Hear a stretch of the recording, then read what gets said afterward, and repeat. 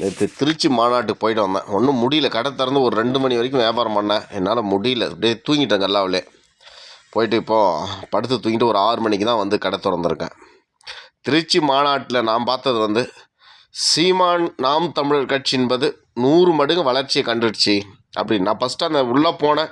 உள்ளே என்ட்ரன்ஸ் போன உடனே எனக்கு மனசு திருப்தி ஆகிடுச்சு. வண்டியாண்டு வந்து உக்காந்துட்டேன். ஏன்னா இவ்வளோ கூட்டத்தை நான் பார்த்துருக்கேன். இருக்க எக்ஸ்ட்ரா வாங்கி வருது. இது இன்னும் அப்படியே 2 மடங்காக கூட்டம் வந்திருக்கு. ரெண்டாவது என்னென்னா, அது சின்ன கை குழந்தைங்களெல்லாம் பாதுகாப்பாக கொண்டு வந்து அப்படியே ஒரு தனியாக படுக்க வச்சுட்டு கீழே படுக்க வச்சுட்டாங்க. யாரும் எந்த தொந்தரவும் பண்ணல. மீட்டிங் முடிவுன்னு படுத்துச்சிங்க பசங்க.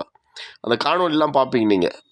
இதுதாங்க கொள்கையாளனுக்கும் கூத்தாடிக்கும் வித்தியாசம். அந்த குழந்தைங்களை அப்படி பாதுகாப்பாக தூங்க வச்சுட்டு தாய் நல்லா பார்த்துட்டு சந்தோஷமாக பார்த்துட்டு அந்த குழந்தை அங்கே பாதுகாப்பாக இருக்க எடுத்துகிட்டு போயிட்டு இருக்க முடியுமா?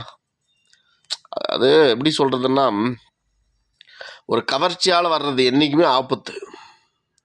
இது ரொம்ப சந்தோஷமாக இருந்தது. கூட்டம் சாதாரண கூட்டம் கிடையாது. எங்களால் உள்ளே என்ட்ரன்ஸ் பண்ணுறதுக்கே கிட்டத்தட்ட 2-3 மணி நேரம் ஆகிப்போச்சு. அவ்வளோ பஸ்ஸு, அவ்வளோ காரு, அவ்வளோ 2 வீலர், அவ்வளோ ஜனங்கள் வந்திருந்தாங்க.